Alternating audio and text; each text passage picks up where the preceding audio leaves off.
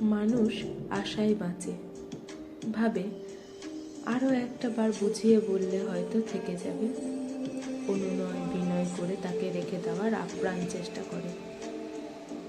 এদিকে তুমি অসহায় হয়ে তার কাছে বারবার ছুটে যাবে, আর সে মনে মনে চোখ হাসি হেসে ভাববে, শালা পিছুই ছাড়ে না।